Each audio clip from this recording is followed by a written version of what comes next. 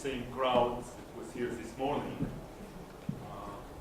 Thank you very much for staying for the afternoon. Don't bother to take pictures, you can have the slides. Like this morning, I'm going to say, I'm going hopefully to bring data about many unconventional statements regarding what we do in our daily practice. And I'll try to convince you that indeed we cannot predict who will commit suicide. We behave in our clinical practice as if we can predict. We make decisions as if we can predict, but in reality, we don't. Now, how prevalent, to start with, how prevalent is suicide in different populations? There are very large differences in terms of prevalence in population.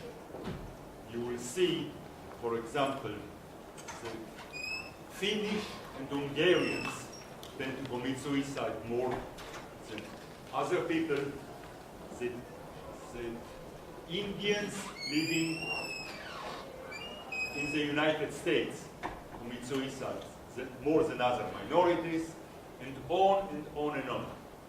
Is this helpful in terms of prediction? And the answer is absolutely no. At the level of the population, I will show you numbers in a moment.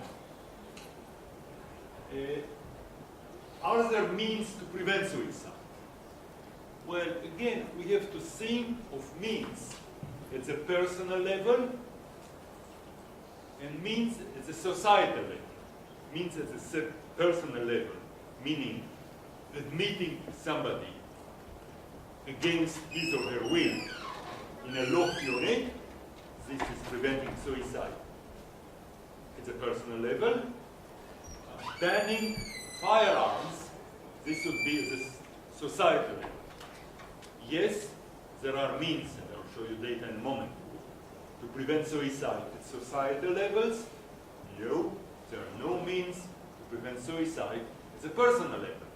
And this is our problem, because we as physicians address only the personal level and not the societal level. Now, I said it this morning and I will say it again. I told you this morning, for example, that second generation drugs are not better than first generation. The drugs we possess are only partially helpful. That doesn't make me a pessimist. I'm just an optimist with access to data. Scrutinizing the dogma of daily clinical practice doesn't make you a nihilist. Just make me, I hope, a careful researcher, hopefully.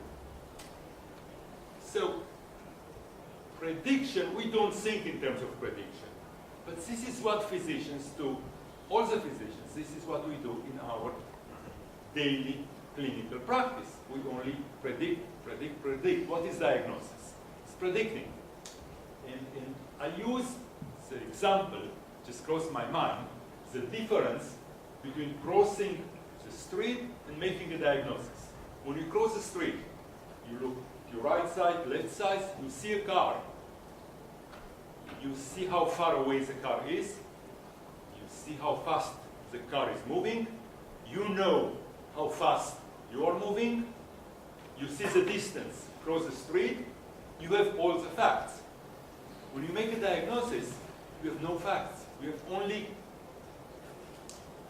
a very small part of the facts. I know it sounds silly because we don't think of it. But making a diagnosis, you do diagnosis under conditions of uncertainty. And this is not only psychiatry. This is internal medicine, this is surgery, this is everything. Even when you have good diagnostic tests, take, again, cardiology, surgery, whatever you want, even with the best diagnostic tests, you only have few of the facts, few of the evidence. While when you cross the street, you have all the evidence. So making predictions under condition of uncertainty, This is what you do every day when you are not at meetings. Now, how good are we at making those predictions? What is making predictions in terms of physician and diagnosis? Making risk-benefit assessment. Risk-benefit assessment in terms of diagnosis. Is this diagnostic test worthwhile doing, considering the risk of the diagnostic test? Is this treatment worthwhile prescribing, considering the risk? So what do we do in terms of prediction? We do risk-benefit. We try to predict risk-benefit. Now, throughout my talk, I'm going to use sensitivity, discrimination, and mainly positive prediction data. So, if you are, most of you I see again, young people, you are probably familiar with it. For people like myself, or whomever is not familiar with the term, here is the definition. The most important term is a positive prediction value, which reflects the probability that the patient in a high-risk group will indeed die from suicide, in terms of suicide.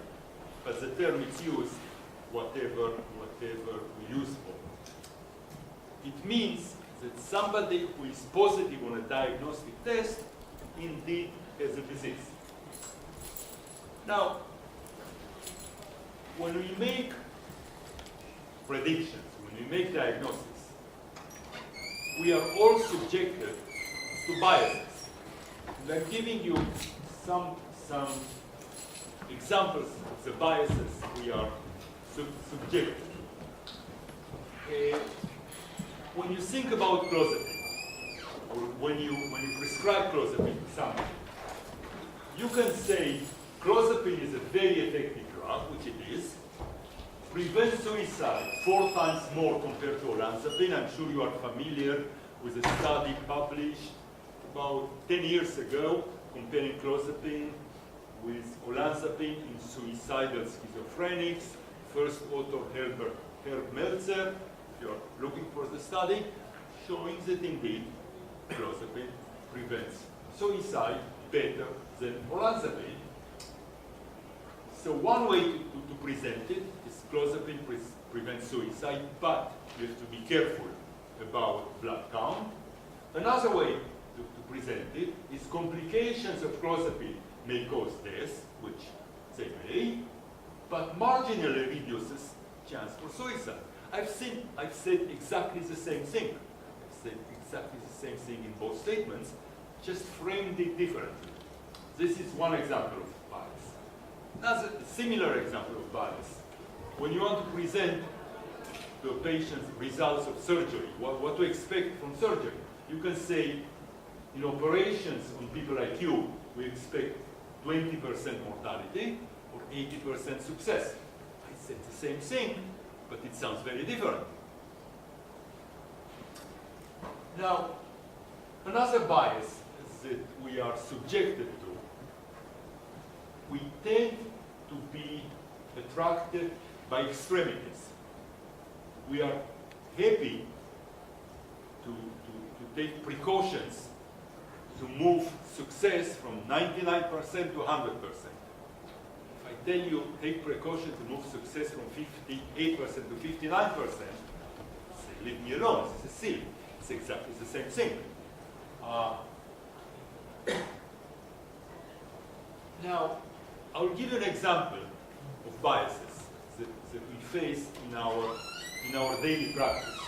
Try to read the descriptions. This young, effeminate, very disheveled, moderately agitated, and sad-looking male walks into your emergency room. Right away, what crosses your mind is schizophrenia in a homosexual person. Effeminate, disheveled, agitated, schizophrenia in a homosexual. What biases have you violated here? Well, the first biases you have violated here is base rate. And I will talk more about base rate. Remember, what is common, and what is rare is rare. In the end, schizophrenia in the general population is a very rare disease.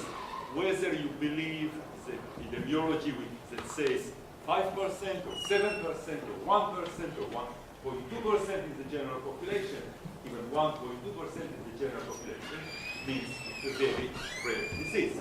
So the first bias you violated here is base rate. You don't jump to a conclusion, to a diagnosis of a very rare condition. These patients appear to display the same characteristics of the patients you have recently hospitalized and committed suicide the same day he was hospitalized. Therefore, you hospitalize this patient against his will and you put him under special precaution. What bias have you violated here? Availability in your mind. You remember the last case who committed suicide. Then if this patient looks like your last case who committed suicide, you will probably think that your patients will commit suicide. On the inpatient unit, you find that he has a long, low-grade fever. You immediately send a test for AIDS. What have you violated here? Representativeness. He looks like homosexual, AIDS. Again, AIDS is a very rare disease, even among homosexuals. You don't know that this man is homosexual. After 2 months of no improvement, you gave him every drug, including clozapine. You prescribe ECT, and he improves. You conclude that adding ECT is really helpful in treatment refractory schizophrenia. What have you violated here? Probably regression to the means and natural course of the disease. I was listening to the presentation. Where is the presenter who presented before me? Dr. Sharpe is gone. Okay. He gave you a lot of clinical examples. By the way, I don't think anybody ever got in trouble for doing the best for his patients. I don't think he will ever get in trouble. I think he will never get in trouble, even if he violates the law. As long as you can show that you have done it in the best interest of your patient, you'll never get in trouble. But the problem I was identifying is drawing too many conclusions from clinical observations. Remember, most of our diseases are born of diseases like schizophrenia, like depression, like bipolar disorder. So what could have happened in this patient? Regression to the mean, meaning he was at his worst, and just the disease naturally regresses to the mean. So as a possibility, which is just natural course of the disease. With schizophrenia, you eventually get better regardless of the treatment. Most of the patients get better regardless of the treatment. So always, when you draw conclusion from your clinical observation, be aware of the natural course of the disease. This is just to make the point. Again, if you want the slides, take them. You're not supposed to read it. How many different biases doctors are subjected to? This is 50 different biases that we are subjected to every single day when we make decisions. So, back to suicide. The overwhelming number of individuals who commit suicide are normal individuals who give no clue that they will commit suicide. If you really analyze data on suicide, which we did, again, we published it several times, the overwhelming, probably 90+% of the people who commit suicide will never give a clue. We always, when we look back, when we do what is called post-mortem analysis of a suicide, when we look back at it, we always find something that we could have done, we could have prevented. He did so and so. He took his dog and brought it to a relative. You will always find a very clear hint. Is it for real? No. This is with hindsight. With hindsight, I know the winning lottery number. With hindsight, looking back, I know everything. This is hindsight. This is not real. Don't ever believe that looking back and finding a good reason or a good explanation or a good hint that is for real. This is trying to be smart looking back. This is not real. So,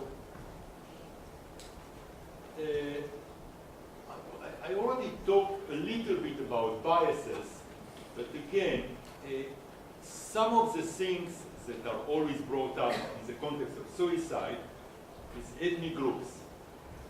Media reporting. You always hear that when there is a report of a famous person committing suicide, there is a string of suicides in the general population. Is it true? Is there data on it? No. Are economic crises associated with higher rate of suicide? It makes sense. By the way, a lot of things in psychiatry and neuroscience make sense. They're just not true. It makes sense that economical crisis will be associated with suicide. If you look at the data, it's not true. The rate of suicide during wars, during calamities, is not higher than during peace and prosperity. How come? It's the way it is. Is impoverishment or poverty a reason for suicide? Turns out there is data on it. Poverty is not a reason for suicide. Impoverishment is. If for whatever, if you're well-to-do or rich or whatever, and you lose your status and your money, yes, this has been shown to be a reason for suicide. Being poor in the first place, it's not a reason for suicide. Is religiosity protective in terms of suicide? Again, there is such a myth that religiosity is protective. If you believe in God, doesn't matter what your religion is, because religions are against suicide, that religion is protective against suicide. It could be true, but there is another possibility. That suicides among religious groups are not reported as suicide. So always, when you read stuff on the epidemiology of suicide, always think of reporting. For example, it is conceivable, I don't know, it is conceivable that all these stories that Scandinavians are more likely to commit suicide than other people may have to do with the kind of reporting. I mean, you can classify a death as suicide or accidental. Whether you classify it one way or another has to do with the social environment, has to do with, so it may be that religiosity is protective, but it may be that it's just different reporting.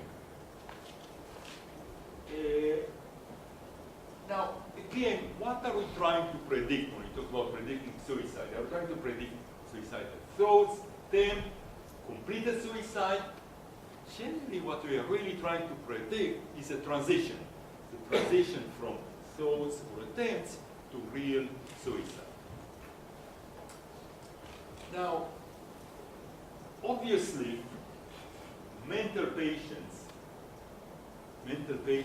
are more likely to commit suicide than people who are not mentally ill.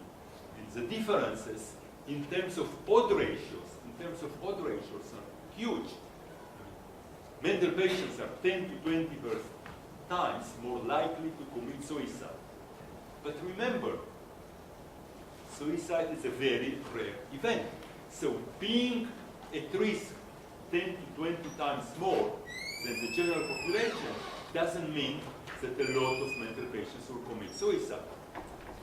To give you a classical example, if I tell you that you are 10 times at risk for diabetes or for heart disease than the general population, you should be extremely scared, because this is a common disease. If I tell you that you are at risk for suicide 10 times more than the general population, you can say, so what? It's meaningless, because it's such a rare event. Now, is it really mental illness itself, or is it the misery of being a mental patient? I don't know. I'm just raising it as a possibility. that many times, particularly in schizophrenia, it may not be the mental illness itself, but it may be everything that is around being a mental patient. You're unemployed, generally unmarried, generally without a life. So it could be not necessarily the illness itself, but the consequences of the illness. Now, again, and I'll come back to it over and over again until you chase me out, the issue is base rate, base rate, base rate. Why is it so difficult to predict suicide? Because it's such a rare event. And I'm giving you the example. It's very easy. I can predict today when it will rain next year in Dublin, because it rains almost every day. Very easy to predict. Can you predict when it's going to rain in Dubai? It rains from time to time in Dubai, very rarely. I'm trying to make the point about base rate, or the same thing about lottery. When I tell you you have a 50 times more a chance to have a disease, it's a rare disease, shouldn't be concerned. It's a common disease, you should be. The same about lottery tickets. If you buy 50 lottery tickets instead of one, your chances of winning are 50 times more. You still are not going to want to win the lottery. What are the prediction values? Just giving you predictions values, positive predictions value for different situations. If you are ever admitted in a psychiatric hospital, it's 0.28. If you committed a self-harm event, it's about 0.5. If you are an inpatient, it's 1.2. If you have been discharged from a psychiatric hospital, it's about 3%. Those are extremely low positive predictions value. Now, even the demographic markers for so-called increased risk, if you read the literature, you'll find everything. You'll find that increased IQ is a risk factor for suicide. You'll find that low IQ is a risk factor for suicide. You'll find that active psychosis is a risk factor. You'll find that remission from psychosis, when you realize that you have been psychotic, it's a risk factor, and on and on and on. The point I'm trying to say is that even the accepted risk factors are not necessarily consistent. Now, why am I trying to convince you that we are so bad at predicting suicide? Because a lot of our daily practice is being driven by our fear that the patient will commit suicide. And here, this is what we heard from our colleague. And I'm sure anybody who works in an emergency room of psychiatry, how many people here work in an emergency room in psychiatry? Only one? Okay. What we do on a daily basis, it is on the back of our mind. Suicide is on the back of our mind. In many of our decisions, we discharge so-and-so because we don't believe you will commit suicide, we admit so-and-so because we are afraid we will commit. A lot of what we do is because of our concern related to suicide. But remember, admitting somebody, even against his will, it's not such a benign intervention. It's actually a very radical intervention. So when we have an event with low predictive value, it's okay to intervene only if the intervention is extremely benign. It's not okay to intervene if the intervention has major adverse effects. And again, I'll come back to it, but admission, and particularly involuntary admission, it's not a benign intervention.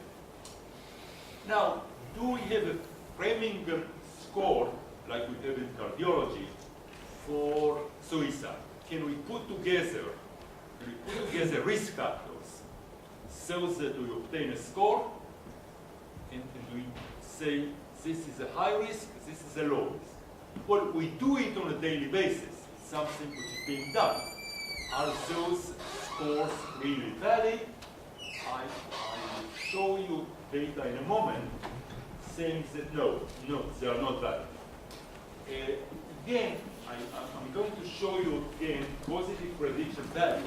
For example, male are 3 times more at risk than women at committing suicide. How helpful is this data? That men are 3 times more at risk than women to commit suicide. Is it helpful? And the answer is absolutely no. What can we do? Can we convince men to become female? Can we do transgender surgery? There's not very much we can do. Having a psychiatric history as opposed to not having a psychiatric history makes you 5 times more at risk than not having. Is it helpful in any way? Not really. Also, prediction. Let's assume that you can predict with very high positive prediction value that somebody will commit suicide. The question is when. Because if we can predict that somebody will commit suicide during his lifetime, this is not helpful. And I'm using here the examples in cardiology. I've already revealed yourself. I'm using example from cardiology because in my previous slide I was a cardiologist. High cholesterol is a risk factor for heart attack. So what? Is it helpful in any way? No. ST elevation is a risk factor for heart attack or ST depression, so whatever. But it's a risk factor for imminent heart attack. Therefore, it is helpful as a predicting sign. I told you a moment ago that what we do in clinical practice, we take risk factors and we give a score for every risk factor, let's say 1, and then we put together and we say you have scored 10, so you are at high risk for suicide. Well, it may be that different risk factors have very different weights, and I'm using the butterfly effect. It could be that something relatively insignificant triggers a cascade of events which by itself would lead to suicide, but the event itself is very marginal and it becomes real only in the context in which it happens. Again, does hospitalization and seclusions, does it really decreases the chance for suicide? Definitely, suicide is very much, happens much more in the context of hospitalization than in the general population. But this is not surprising, because people who are at risk for suicide, it's like saying, hospitals are terrible, most of the people die in hospitals. Of course. But the question is hospitalization protective, or is it actually the other way around? Does it increases the chance of committing suicide? Is it, on one hand, you protect somebody from himself? On the other hand, it's possible that demoralization, stigma, despair, loss of social role, everything that is associated with psychiatric hospitalization may actually increase the risk rather than decrease the risk.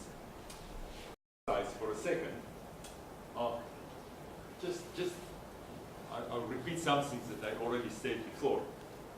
The fact, it makes sense that admitting somebody and taking away his or her ability to commit suicide protects the person. I want to remind everybody that throughout ages, a lot of things, a lot of interventions that medicine has done made a lot of sense. They were not true. You can have as many examples as you have. I use here some examples, but you may have as many examples as you want. As I said this morning, what may sound cutting-edge science of today will be the ridiculous thing of tomorrow. when physicians were doing a mammary artery implant to treat myocardial infarction, it made a lot of sense. You take a good supply of blood, you put it on the heart. Now we know it's crazy. And on and on. By the way, when I was training in cardiology, I remember like today, after a myocardial infarction, you were supposed to be in bed for 3 weeks, and there was a great explanation. You just had a myocardial infarction. If you start walking, stand up, start walking, you'll get a little bit tachycardic, you'll use more oxygen, you don't have enough oxygen, you'll die. I remember people begging, doctor, I cannot pee in bed, please let me at least stand up. And you say, no, you'll die if you stand up. Nowadays, what is 24 hours, 48 hours, you're out of bed. Again, we were convinced at that time. By the way, just to give you another example, do I have enough time? Of how terrible, how dangerous it is to base our clinical practice on our clinical observation. When I was doing cardiology at that time, what were you doing mostly in an intensive care unit? You were staring. I was a resident. You stare at the monitor, you and the nurses. You see that somebody gets from sinus rhythm or whatever rhythm into ventricular tachycardia, ventricular fibrillation, and you run with lidocaine, you inject it, and some people would go back to sinus rhythm, some people would go into ventricular fibrillation and die. There was a very good explanation for what you did. Those people who got from ventricular tachycardia back into sinus rhythm, you would say, I came in time, I observed it in time, probably the myocardial infarction was not very large. If somebody would go into ventricular fibrillation and die, he would say, it was probably a huge infarct, I missed it, I was dreaming instead of running. You had a great explanation both ways for whatever you did. Turns out that lidocaine does nothing. Some people would spontaneously go back into rhythm, into sinus rhythm. Some people would go into ventricular fibrillation and die. But we had very good explanation for what we were doing. I told you I'll take you through an exercise, just an exercise. I'm sure you are all familiar with Branford Hill, was a famous epidemiologist. He's a guy who in the mid-50s turned around and say, cigarettes are not good for your health, they cause cancer, about 53, 54. Very famous epidemiologist, and his criteria of causation of what causes what is what is used until today for in epidemiology. And the criteria, there's I think 7 criteria: strength, consistency, specificity, temporality, biological gradient. I'll show you 2 more. And if you go through seclusion for suicide, somebody appears to you suicidal, you put him in seclusion, in isolation, and you want to know, could isolation and seclusion be the cause for suicide? Does it meet Branford criteria for causation? And the answer is yes. Again, this is an exercise. I'm not saying that seclusion and hospitalization is a cause for suicide, but it means, I'm not going to read you all the explanation, but it meets the criteria for, the epidemiological criteria for causation. Again, we are used to make contracts. You talk to a patient and you say, let's make a contract, let's decide, you'll come next week and you will not harm yourself until we talk again.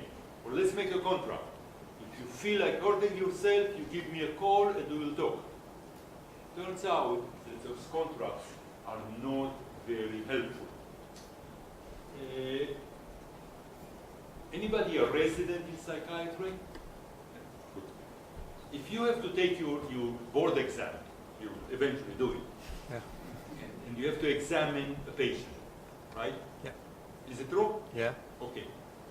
Doesn't matter what the patient has, doesn't matter what's the diagnosis.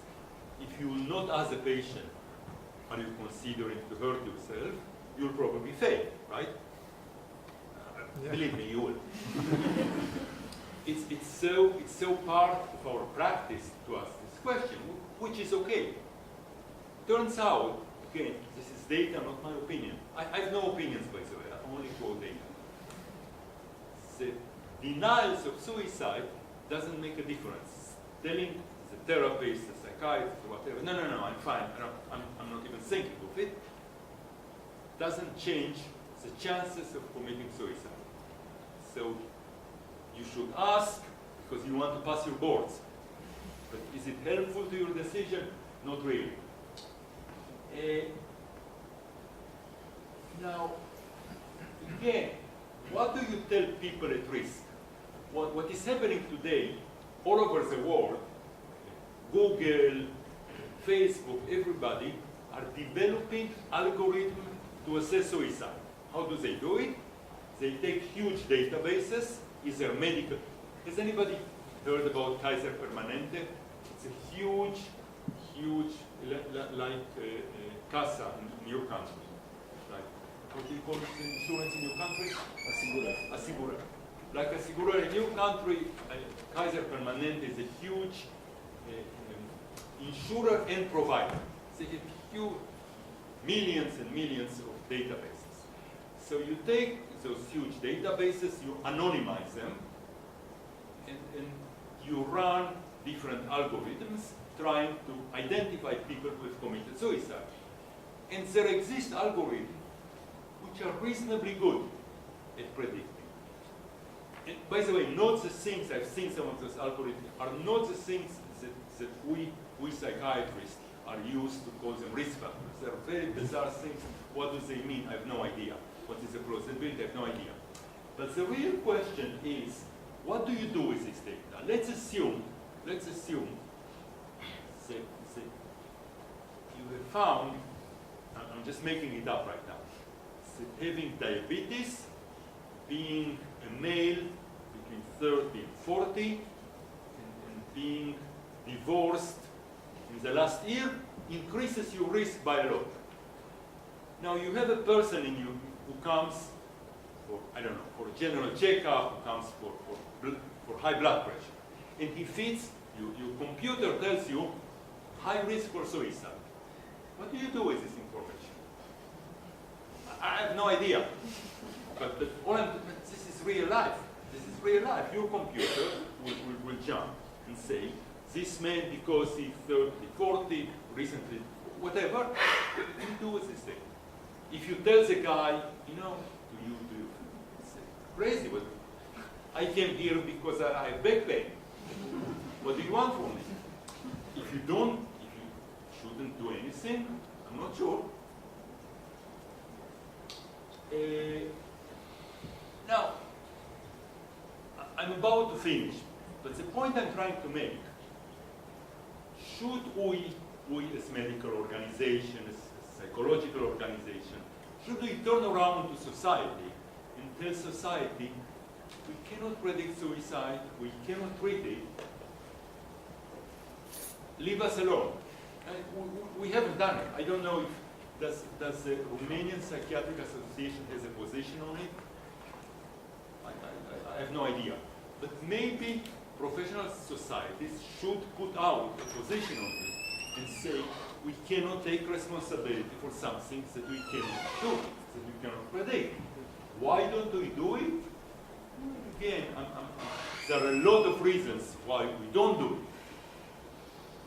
it. Not all of them in the benefit of the patients. Turns out that the only preventive measures that are effective are at the society level. And here I gave you some examples.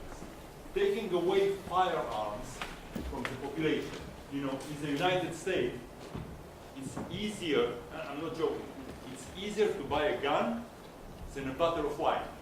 There are a lot of regulation about alcohol sales. No regulation about buying a gun. There is a lot of data around the world that taking away guns from the general population decreases the level of suicide. Bans on pesticides. Turns out, particularly in India, don't ask me why, poor people working in agriculture, they make loans to buy whatever they need in order to get their job done. When they cannot pay it back, they commit suicide with pesticides. Reducing the pack of analgesics and substitution of barbiturates with benzodiazepines. That turns out to be the big difference in terms of suicide. Barriers in places where people tend to jump. It made a difference. There's a famous bridge in San Francisco.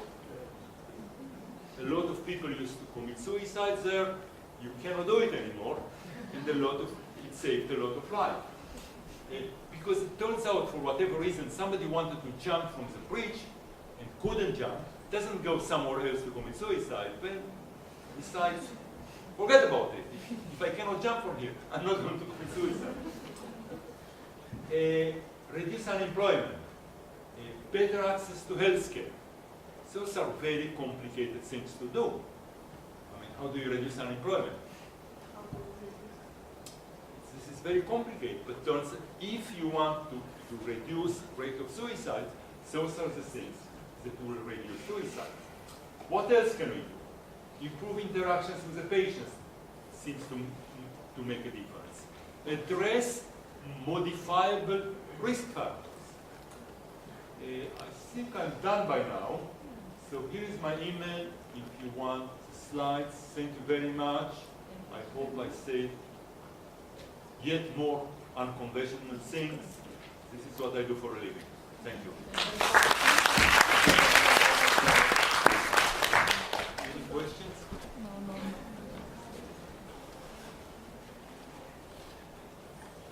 Am observat că ați citat una dintre cărțile importante, care se spune că este una dintre cele 12 cărți cele mai importante de la al doilea război mondial, cartea lui Nassim Taleb, Lebăda Neagră, The Black Swan.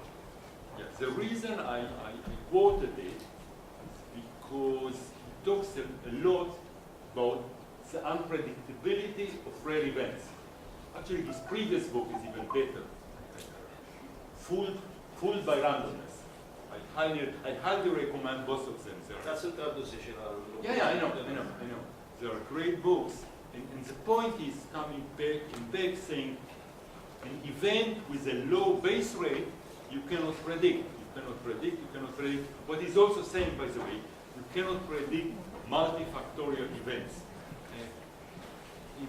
There are hundreds of thousands of people who are trying to predict the stock market. Too. We all fail because it's a multifactorial event. So low base rate and multifactorial events are unpredictable.